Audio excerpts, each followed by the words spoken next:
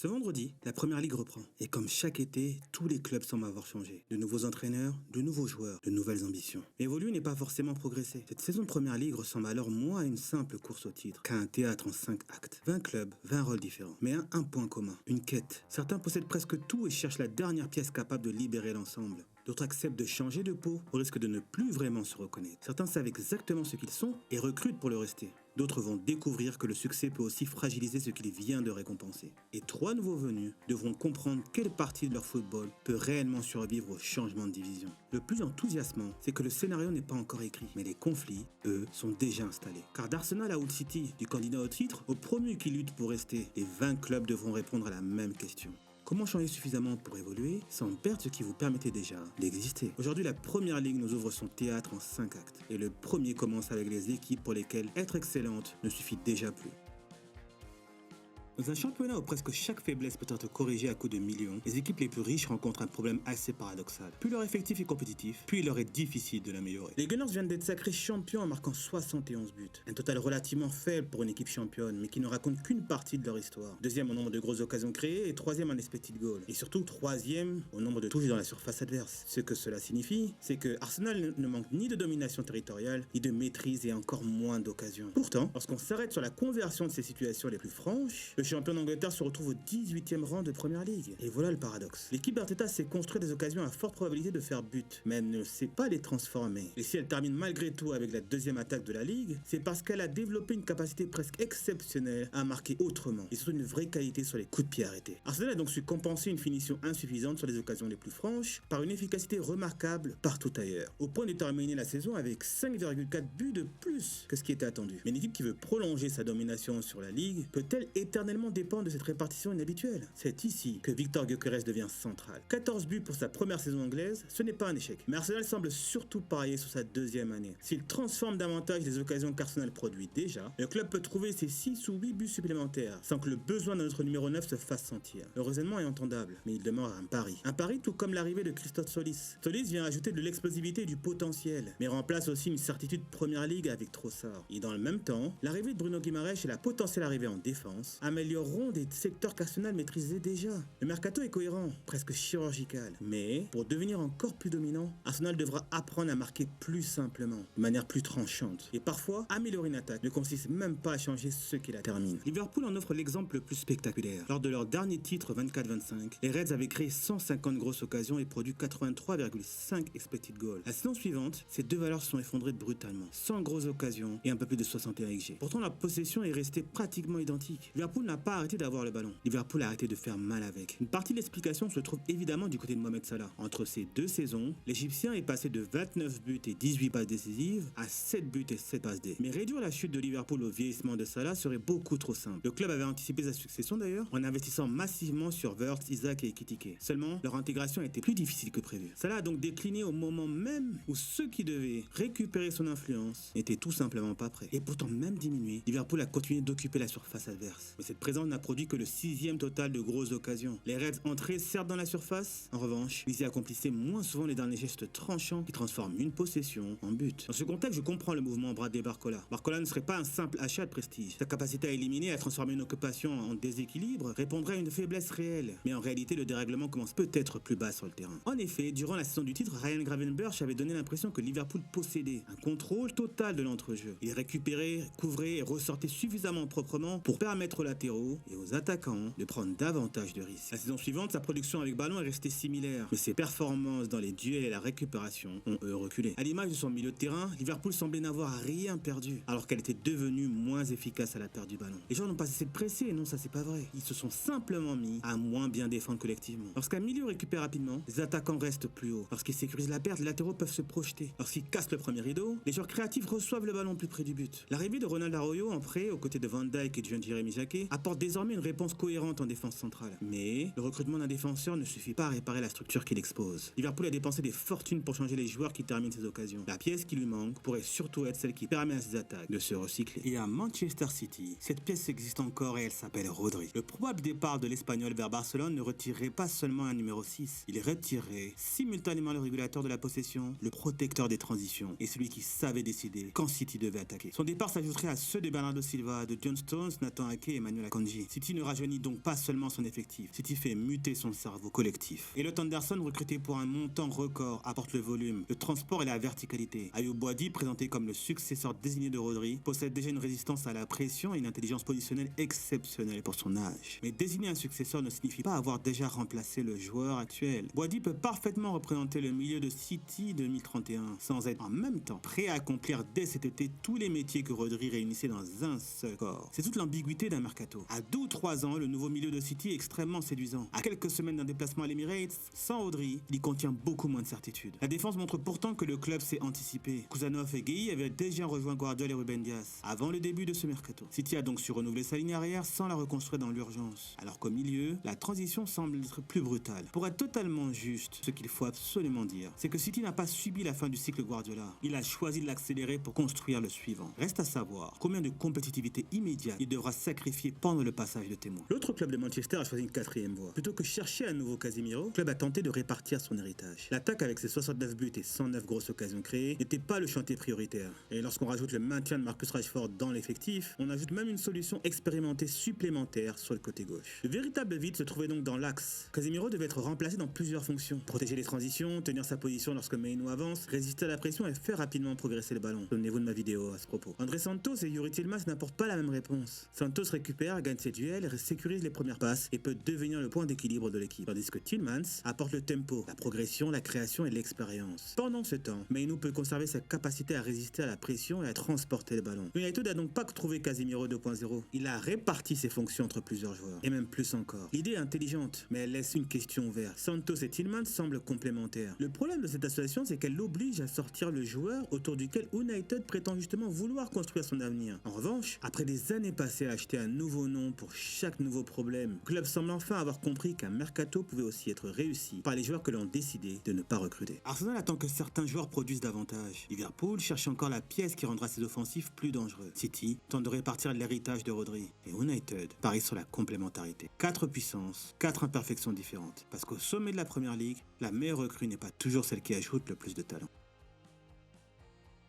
Dans le premier acte, la préoccupation principale était de trouver la bonne pièce. Mais que se passe-t-il lorsque le problème ne concerne plus une seule pièce? La question n'est alors plus de savoir comment devenir meilleur, elle devient beaucoup plus délicate. Combien peut-on changer sans devenir une autre équipe? Aston Villa est peut-être le cas le plus trompeur, car Villa n'a terminé que 12e au nombre de grosses occasions créées et 20e dans leur conversion. Pourtant, l'équipe a marqué 7,8 buts de plus que ses expected goals et s'est classée 3e dans la conversion de situations moins franches. Laissez-moi vous traduire ça. Villa transformait mal les occasions franches. Certes, les joueurs moyens devraient normalement convertir, mais compensait remarquablement lorsqu'il fallait marquer depuis des situations moins évidentes. Un mécanisme difficile à reproduire chaque saison. Et c'est précisément à ce moment que Morgan Rodgers et Youri Tillmans décident de quitter le club. Rodgers créait les équilibres dans les zones hautes. Il pouvait recevoir entre les lignes, porter le ballon et transformer une possession installée en attaque dangereuse. Dans le même temps, Tillmans intervenait plus bas. Il contrôlait le tempo et organisait la progression avant que le ballon n'arrive dans les 30 derniers mètres. Villa n'a donc pas seulement perdu 2 créateurs. Villa a perdu 2 étages différents de sa création. L'arrivée de Joao Gomez remplace surtout du volume et de l'intensité, tandis que celle de Manzambi devra permettre de reprendre une partie du déséquilibre de Rodgers. Mais sa réussite dépendra aussi de Garnacho, qui est beaucoup plus dangereux lorsqu'un autre joueur a déjà produit la première passe clé. Aston Villa n'a donc pas vendu seulement du talent, il a vendu une partie de sa créativité, certainement pour financer une nouvelle manière de la produire. Alors à Tottenham, le problème se situe encore un étage plus bas. On pourrait observer les 48 buts inscrits par les Spurs et en tirer une conclusion familière. L'équipe doit recruter un grand numéro 9, un tueur. Mais Tottenham n'était pas une attaque moyenne qui avait simplement besoin de mieux finir. Les Spurs sont terminés 17e en expected goal, 14e en grosse occasion et 13e en tir cadré. Et malgré cette production très faible, ils ont inscrit 8 buts de plus que ce qui était attendu. Voilà pourquoi le problème ne peut pas être résolu uniquement en achetant à chaque fois un meilleur finisseur. Avant de demander à un attaquant de convertir 15 ou 20 buts attendus, encore faut-il construire une équipe capable de les délivrer. Et c'est là qu'intervient Roberto De Zerbi. Son football cherche volontairement à déclencher le pressing adverse. Il attire le premier rideau par une construction courte, crée l'espace derrière lui, puis accélère brutalement lorsque ce rideau est cassé. Le recrutement de Tonali s'explique. Il peut résister à la pression, jouer verticalement et contrôler le rythme. Van Ecke connaît déjà les exigences de cette première relance. Mateus Fernandes, lui, possède les qualités techniques pour recevoir dans les petits espaces et faire progresser l'action. Ces recrutements ne doivent pas seulement améliorer les joueurs qui terminent les attaques, mais cependant, ils doivent augmenter le nombre et la qualité des attaques que Tottenham est capable de construire. Et pour aller plus loin, Les Spurs n'ont d'ailleurs pas seulement recruté pour gagner davantage, ils ont recruté pour redevenir identifiables. Cette cohérence crée aussi une dépendance. Ces joueurs sont compatibles avec une manière très précise de construire, de provoquer la pression et d'occuper le terrain. Si le mariage avec deux arbitres fonctionne, Tottenham possédera enfin une identité forte. En revanche, si sa relation avec la direction se fracture, l'effectif aura été fortement spécialisé autour d'un entraîneur qui n'accepte jamais très longtemps qu'une direction doute de sa propre ambition. Chelsea lui change depuis si longtemps qu'il doit désormais parvenir à en figer une identité. Les Blues sortent d'une saison paradoxale. L'équipe savait très bien conclure lorsque le système construisait une véritable grosse occasion. En revanche, elle trouvait beaucoup moins de solutions lorsqu'il fallait fabriquer un but depuis une demi-situation. Vous savez, ce genre d'occasion que peu de joueurs réussissent. C'est ce qui rend Morgan Rogers beaucoup plus intéressant. Pas que le joueur soit déjà un candidat au Ballon d'Or, non. Mais Rogers peut provoquer, éliminer, frapper et créer du danger avant même que l'occasion ne soit complètement formée. C'est le genre de joueur qui tente tout. Et sa complémentarité avec Cole Palmer peut enfin offrir à Chelsea un centre de gravité offensif identifiable. Palmer attire, Rogers s'attaque. Rogers fixe, Palmer reçoit dans davantage d'espace. Pendant qu'Arsenal cherchait davantage de certitude dans les occasions franches, Chelsea cherche à être plus dangereux lorsque l'occasion ne l'est pas encore. Ce sont précisément ces actions de superstar qui permettent à une équipe de franchir le dernier palier. Fonctionnellement, Rogers répond donc à un vrai manque. Par ailleurs, les autres transferts effectués cet été répondent à des besoins de moins en moins défendables. Car Chelsea compte encore plus de 40 joueurs sous contrat autour de son projet professionnel. Voilà la contradiction Blocco. Sa saison dépendra alors de sa capacité à trancher. La décevante 12e place de la saison passée masquait pourtant un processus offensif qui n'était pas totalement détruit. Le club a continué à accéder au but et à cadrer. Il terminait simplement moins bien ses actions. En effet, après le départ d'Isaac, le système n'avait pas totalement cessé de produire. Il lui manquait surtout l'homme capable de convertir ce volume. Voilà pourquoi une deuxième saison de Nick Woltema 2 pourrait constituer une partie de la réponse. Davantage d'automatisme et quelques buts supplémentaires auraient pu corriger une faiblesse identifiable sans reconstruire toute l'attaque. Mais Newcastle a choisi une transformation beaucoup plus radicale. Gordon, Tonali et Guimarães ont quitté le club. 3 joueurs qui représentaient la percussion, le contrôle du milieu et l'expérience de la première ligue. Et une part importante de l'identité construite sous Edio. Dans le même temps, Newcastle a recruté presque exclusivement des joueurs âgés de 18 à 24 ans et confié l'équipe à Matthias Gessel. L'effectif est maintenant plus jeune, physique, avec des joueurs verticaux, capables de presser et notamment des joueurs susceptibles de prendre de la valeur. Alors, la cohérence sportive et économique est évidente. Mais Newcastle ne change pas seulement de joueurs. Il change d'entraîneur, de génération, de colonne vertébrale et peut-être même de définition de la réussite. Voilà pourquoi la recherche d'un milieu expérimenté et sécurisant paraissait importante. Newcastle a acheté beaucoup de joueurs susceptibles de prendre de la valeur, mais il cherche encore celui capable de leur donner immédiatement une structure. En somme, Villa redistribue, Tottenham reconstruit, Chelsea hiérarchise, Newcastle recommence. Tous cherchent à évoluer, mais aucun ne sait encore quelle part de ces fantômes du passé survivra à ces changements. Certains clubs acceptent le risque de se perdre parce qu'ils veulent devenir autre chose. D'autres possèdent déjà un avantage beaucoup plus rare. Ils savent exactement ce qu'ils sont. Et lorsqu'un club connaît son football, son recrutement devient plus simple à lire. Il ne cherche pas nécessairement le meilleur joueur disponible, il cherche celui dont les qualités possèdent déjà une fonction dans l'équipe. Brentford est probablement l'exemple le plus abouti de cette logique, parce que ce club ne recrute pas pour Keith Andrews. Brentford recrute pour Brentford, avec Keith Andrews. Dans cette logique, Sangaré est venu apporter du volume, de la progression et une valeur potentielle à la revente. Schuster correspond aux exigences athlétiques et aériennes de la défense. Quant à Jadon Anthony, il offre immédiatement de l'activité sur un côté. Et devant, Brentford n'a pas essayé de remplacer Igor Thiago après ses 22 buts en première ligue. Le club lui demande de confirmer, puis recrute Caleb Wilson pour l'accompagner. À 34 ans, il ne sera pas développé avant d'être revendu avec une plus-value. Et c'est précisément ce qui rend son arrivée intéressante. Un modèle mature ne consiste pas à répéter la même règle sans réfléchir. Il consiste à savoir quand une exception permet de protéger l'ensemble. Avec un seul match par semaine, une structure stable et des rôles clairement définis, le club n'a pas besoin de gagner le mercato. Il a simplement besoin que chaque recrutement continue à ressembler à Brentford. Le club est certes devenu prévisible sur le marché, mais c'est très certainement son plus grand compliment. Bournemouth sait encore parfaitement quel profil acheter. Jeune, mobile, agressif, capable de défendre de grands espaces dans le football du nouvel entraîneur Marco Rose. Et Antonio Silva incarne cette continuité. Cependant, la situation a un peu changé. Leur recrutement ne concerne plus seulement de jeunes joueurs recrutés uniquement pour l'avenir. Alors certes, ce sont encore des joueurs valorisables, mais déjà prêts à être compétitifs immédiatement. Bournemouth sait ce qu'il veut acheter. Le problème est désormais de savoir combien il doit en acheter. Car l'Europe ne demande pas seulement de meilleurs titulaires, elle exige davantage de joueurs capables de maintenir le même niveau d'intensité toutes les semaines. Et donc bien plus compliqué pour Bournemouth. Les Cherries veulent rester un club qui achète du potentiel, mais l'Europe les oblige peut-être désormais à le payer comme de la certitude. Les profils semblent toujours justes, la profondeur, elle, reste encore à construire. Brighton connaît une autre limite de la cohérence. La tentation de toujours préparer demain avant de sécuriser aujourd'hui. Jan-Paul Van Hecke part à Tottenham. Brighton répond avec Luka Vuskovic, 19 ans, recruté pour 46 millions de livres. Il ajoute très rapidement Pascal Struijk, 26 ans, capable d'apporter immédiatement davantage de stabilité. La logique est familière. Vendre un joueur arrivé à maturité et recruter son successeur potentiel. Puis ajouter un profil plus expérimenté pour protéger la transition. Mais devant, le problème reste le même. Danny Welbeck quitte le club après avoir inscrit 13 buts. Brighton possède encore des joueurs capables de bouger, de combiner et donc d'assurer le poste d'attaquant. Ce qu'il ne possède toujours pas, c'est une véritable certitude au poste. Un joueur capable de mettre 15 buts chaque saison. Et c'est là que la comparaison avec Brentford devient intéressante. Brentford a accepté de sortir temporairement de son modèle pour recruter l'expérience de Callum Wilson. Brighton continue de faire confiance au développement, aux solutions internes et à la capacité du système à répartir les buts. C'est cohérent, faut le dire. Mais avec l'Europe qui se profile, la cohérence ne suffit pas toujours. Brighton sait parfaitement quel joueur il veut développer demain, mais parfois, il en oublie celui dont il a besoin aujourd'hui. À Everton, la cohérence ne consiste pas à préserver les mêmes joueurs, elle consiste à redistribuer leurs fonctions. L'échange entre McNeil et Johnson le montre parfaitement. Dans ce deal, Palace achète au final un joueur très classique, sans fioriture. Everton réalise lui un pari différent. Brendan Johnson figurait parmi les meilleurs joueurs du championnat en production offensive. À Palace, cette production s'est complètement effondrée. Everton ne recrute donc pas une certitude récente. Il mise sur la capacité de Johnson à retrouver ses courses en profondeur, ses appels incisifs et son efficacité dans la surface. Et ce pari que font les deux clubs est censé remplacer le problème offensif des Toffees. Everton a marqué 47 buts pour environ 47 buts attendus. Ce n'était donc pas une équipe qui créait suffisamment en terminait mal. Non, c'était une équipe dont le volume offensif avait tout bonnement atteint son plafond de verre. Avant d'améliorer la finition, il faut donc construire davantage d'actions dangereuses. Et pour Everton cette saison, dans le meilleur scénario, une arrivée probable de Grealish ne viendrait pas remplacer le départ d'Ndiaye. Et dans ce cas, il ajouterait une nouvelle source de création autour de lui. Reste maintenant à savoir si Everton parviendra à réunir toutes les pièces du puzzle pour réussir à performer. À Leeds, le changement est encore plus visible. Daniel Farke ne cherche pas à supprimer l'identité directe et intense de son équipe. Il semblerait qu'il a essayé d'en retirer ce qui la rendait prévisible et vulnérable derrière. La saison dernière, Leeds possédait le meilleur taux de duel défensif au sol remporté du championnat. Dans le même temps, l'équipe ne terminait que 19e dans les duels aériens.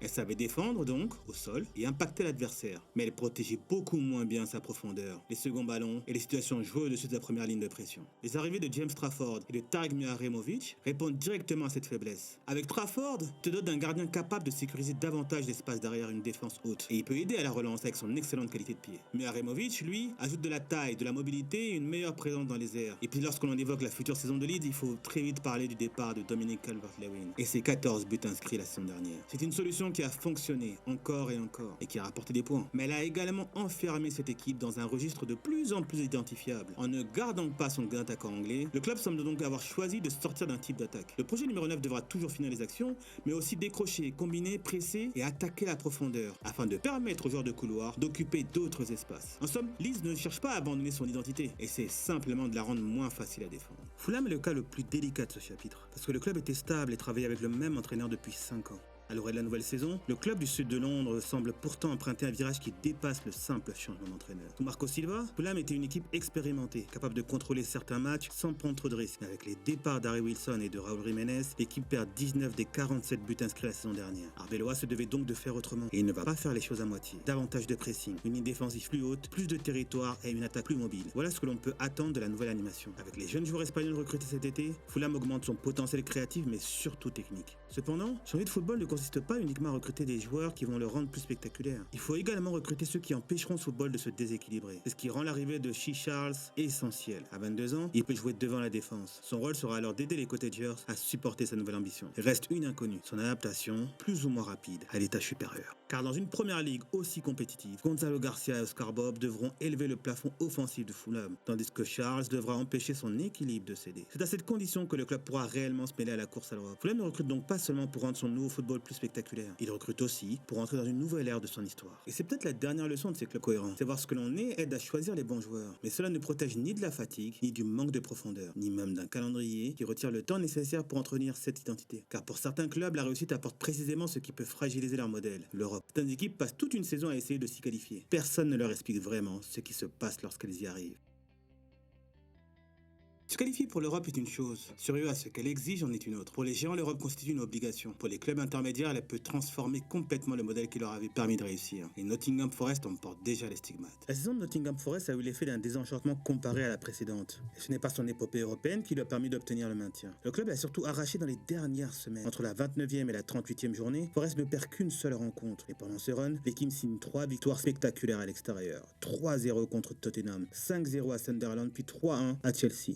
11 buts inscrits, un seul encaissé. Sur ces 3 matchs, Forest inscrit donc 11 buts avec seulement 3,7 expected goals hors penalty. Cela ne retire rien à ces victoires obtenues, mais elle révèle l'ampleur de l'efficacité dont le club a eu besoin pour se sauver. Cette accélération reposait aussi sur un duo performant, Morgan Gibbs-White et Elliot Anderson. Ce dernier récupérait, restait dans les duels, impactait l'entrejeu et faisait progresser son équipe par la passe. Son départ est donc conséquent. Même si Forest pourra probablement compenser par une ou deux arrivées, la véritable difficulté sera de remplacer tout ce qu'il faisait à la fois. Pour Forest, l'Europe n'a donc pas créé les fragilités, elle a simplement réduit le temps dont le club disposait pour les compenser. Reste désormais à savoir si cette saison sans compétition européenne permettra au club des Midlands de retrouver sa sérénité. Crystal Palace connaît déjà le prix de cette réussite. Le club ne découvre pas le rythme du jeudi-dimanche. Il vient même de démontrer qu'il savait parfaitement le maîtriser en Europe. Et pendant que Palace soulevait un trophée continental, la saison de Première Ligue racontait une histoire beaucoup plus inquiétante. Le club a terminé 7ème en Big Chances et 8ème en expected goal. Palace continuait donc à produire des situations dangereuses. Mais dans le même temps, son attaque était la 18ème de la Ligue. Au total, Palace a inscrit 17,2 buts de moins que sa production attendue. L'un des écarts les plus violents de tout le championnat. Alors, ce n'était pas principalement une crise de création, mais bien un problème de finition presque généralisé. Avec l'arrivée du nouveau manager français, on s'attendait à du mouvement côté transfert. Mais leur mercato a répondu surtout à la problématique de profondeur, et beaucoup moins directement à cette anomalie. Avec Alaili et Gozo, le club accroît sa rotation sur les postes les plus éprouvants du système de leur nouvel entraîneur. Pierre Sage peut ainsi conserver sa structure à 3 défenseurs, sans solliciter les mêmes joueurs à chaque rencontre. Mais un point à souligner, Palace ne jouera plus la Conference League cette année. Il monte d'un étage. En Europa League, face à des adversaires plus forts et dans des rencontres où il sera plus difficile de protéger ses titulaires, le club sera vraiment éprouvé. La question n'est donc plus de savoir si Palace a compris ses besoins, elle est de savoir si sa profondeur d'effectif suffira à monter d'un étage européen, tout en maintenant un équilibre en Première Ligue. Et puis enfin, partons du côté de Sunderland. Le club qui a obtenu une qualification européenne que personne n'attendait. Mais derrière ce classement, je trouve une équipe beaucoup moins dominante que sa position ne le ferait croire. Sunderland a inscrit que 42 buts pour 38,9 expected goals, 17ème attaque du championnat, seulement 64 big chances et le 16ème taux de conversion de ces situations. Cette qualification n'a donc pas été construite par une attaque européenne. Et défensivement, Sunderland a concédé 166 tirs cadrés. Roofs en a repoussé une grande partie. Devant lui, l'organisation a tenu grâce à un 11 relativement stable et à des cadres énormément sollicités. Granit Xhaka a dépassé les 3000 minutes alors qu'il approche désormais les 34 ans. Et malgré l'arrivée de l'Europe, Sunderland n'a quasiment pas renforcé son effectif. C'est là que la réussite devient dangereuse. La saison dernière, Xhaka pouvait organiser, orienter et stabiliser presque chaque semaine. Cette saison, il devra probablement souffler. Roofs pourra encore être performant, mais Sunderland ne peut pas construire son avenir sur l'hypothèse qu'il arrêtera durablement plus que ce que la qualité des tirs concédés devrait lui permettre. Et surtout, le staff ne disposera plus toujours d'une semaine entière pour préparer les matchs suivants. Forest porte les traces de ce que l'Europe peut révéler. Palace est désormais ce qu'elle peut offrir, mais également ce que cela peut coûter. Sunderland, enfin, s'apprête à le découvrir.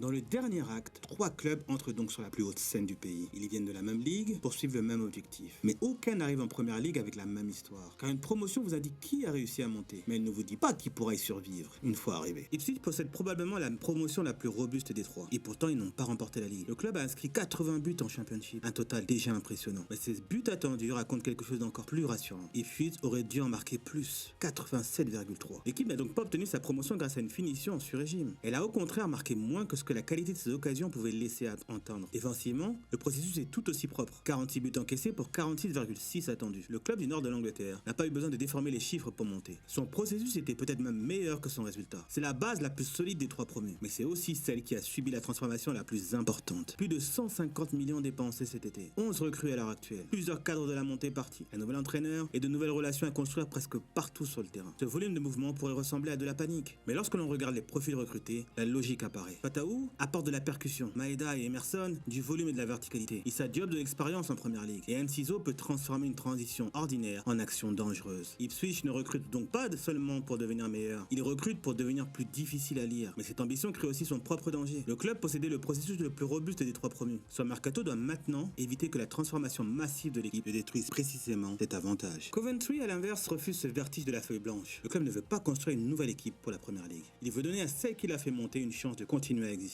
Cette continuité est rassurante, mais les chiffres de la promotion le sont beaucoup moins. Coventry a inscrit 97 buts en championship, un total spectaculaire. Seulement, l'équipe n'avait produit que 79,2 buts attendus, soit 17,8 buts de plus que son processus. Défensivement, Coventry a encaissé 44 buts pour 50,2 attendus. Le club a donc surperformé des 2 côtés du terrain. Cela ne signifie pas que sa saison repose uniquement sur la chance, c'est pas ce qu'on dit. La qualité de la finition, la confiance et les automatismes font partie de la performance, soyons clairs. Mais un écart de presque 18 buts devient un avertissement gigantesque lorsque l'équipe doit maintenant affronter des défenseurs plus rapides, des gardiens plus performants et obtenir probablement moins d'occasions. Coventry n'a pas simplement réalisé une excellente saison, il a probablement joué aussi très près de son plafond d'efficacité. Pourtant, son mercato consiste précisément à protéger les conditions qui ont rendu cette saison possible. Carl Rushworth était déjà le gardien de cette équipe. En obtenant son transfert définitif, Coventry ne recrute pas une nouvelle solution. Le club sécurise un titulaire, ses repères et les automatismes d'une défense qui connaît déjà son fonctionnement. Gustavo Hammer répond à la même philosophie, connaît le club, le football anglais et la pression de Coventry. Mais le club ne révolutionne pas tout et ne change donc pas son identité. Il essaie simplement de l'étoffer. Mais si Coventry tente un pari romantique sur sa continuité, ou le représente l'anomalie du trio, sa montée s'est jouée à l'issue de barrages au scénario invraisemblable. Alors il ne s'agit pas de lui retirer le mérite de sa promotion, loin de là. Mais quelques semaines plus tard, tout dans la situation du club donne l'impression que la première ligue est arrivée avant qu'il ne soit prêt à l'accueillir. Alors revenons rapidement sur sa saison. Et très vite les constats interpellent, car seulement 59,7 buts attendus. Hull a donc marqué 10 buts de plus que ce que suggérait la qualité de ses occasions. Lorsque l'on y ajoute la performance défensive, Hull a donc encaissé près de 15 buts de moins que ne le suggérait la qualité des occasions concédées, tout en possédant déjà l'une des défenses les plus exposées du championship. En clair, ce que cela signifie, c'est que le club a surperformé offensivement et défensivement pour aller arracher sa promotion. Son passé défensif ne prédit pas exactement ce que Hull concédera en première ligue. Je vous l'accorde, c'est pas mathématique. Mais il mesure la violence du changement que le club devra accomplir pour survivre. Et pendant qu'il essaie de construire cette nouvelle équipe, Hull perd une partie des éléments qui l'ont fait monter. Kyle Joseph est transféré, lui qui avait inscrit 8 buts et délivré 5 passes décisives. Gellhardt n'est plus là non plus, retour de prêt. Et Charlie Hughes, l'un des joueurs qui assurait le rôle de pompier de service, risque de manquer une grande partie de la saison. Le recrutement n'est pourtant pas absurde. Il existe des idées dans les arrivées de Morita, de Gournadois et de Tsolakis. Mais ces recrues doivent simultanément compenser une attaque amputée, protéger une défense déjà très fragile et élever le niveau général d'un effectif encore trop court. On est déjà dans un mercato de survie. Hull n'avait pas construit son effectif pour la première ligue et l'on sent désormais une direction contrainte de rattraper cette promotion alors que la saison est déjà sur le point de commencer. Ipswich veut survivre par la métamorphose. Coventry veut survivre en restant lui-même. Hull City essaiera tant bien que mal d'exister. Nous venons de voir 20 clubs, 20 points de départ différents et finalement 20 définitions différentes de la réussite. Pour Arsenal ou City, elle se mesurera en titre. Pour Brighton ou Brentford, dans la capacité à franchir encore un étage. Coventry, Ipswich ou Hull, elle pourra simplement signifier être encore en première ligue dans un an. Mais tous ont passé l'été à résoudre la même contradiction. Changer suffisamment pour progresser sans supprimer ce qui fonctionnait déjà. Parce qu'un mercato ne se juge pas au nombre de joueurs achetés, ni au nombre de millions dépensés. Il se juge à ce que ces décisions construisent ensemble. Cette saison, les clubs de première ligue vont tous essayer d'évoluer. Les meilleurs ne seront peut-être pas ceux qui auront le plus changé, mais ceux qui auront compris ce qu'ils ne pouvaient surtout pas perdre. C'était Captain Sport Data. Dites-moi en commentaire quel projet vous intrigue le plus cette saison. Et surtout, celui sur lequel vous voulez qu'on revienne dans quelques mois pour vérifier si le diagnostic tenait vraiment. Parce que croyez-moi, je reviendrai. À très vite.